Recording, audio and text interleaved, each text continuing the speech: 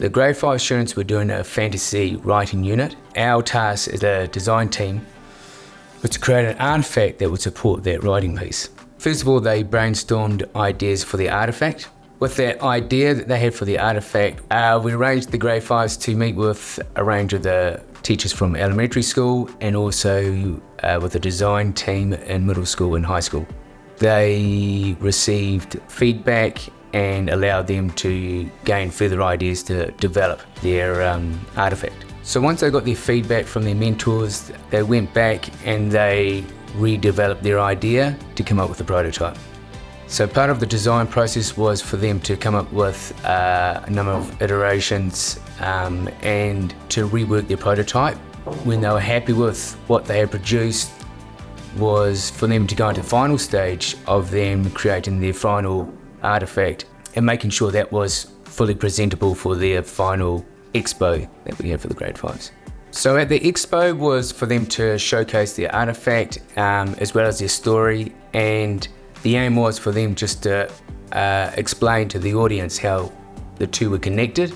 Okay, so my story is kids lost in a game.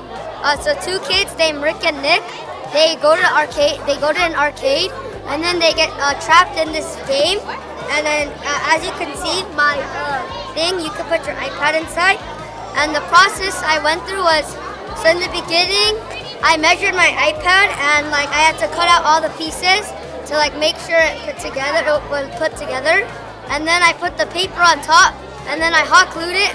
And then, this came out like that. In the beginning, I didn't think it was gonna work out because it was all like broken parts. But then after I put it together, I realized it was good. So this is my book. I made it out of wood and I laser cutted it. I have pages inside, and I put tea on top to make it look gold. And the string holds it together. I liked the laser cutting part. It was really cool once it came out. This is like a school uniform that I designed, and it is something that my characters in my story wear.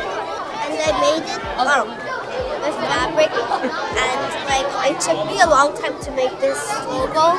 I enjoyed how we can make new things that you haven't done before. I think it was a good experience that you can do. They already knew about the design thinking process. I think we were just really aiming for them to be more independent and responsible for their own learning and having sort of free choice of what they wanted to do.